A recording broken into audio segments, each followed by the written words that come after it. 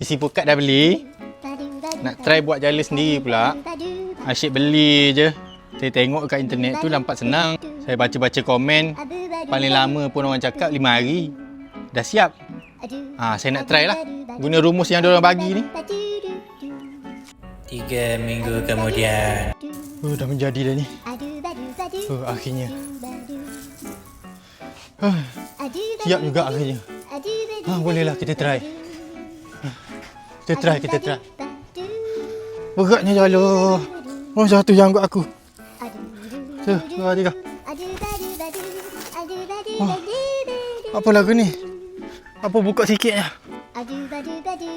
Ya, 15 kaki. 15 kaki ni buka 10 je ni. Beratnya jalan ni.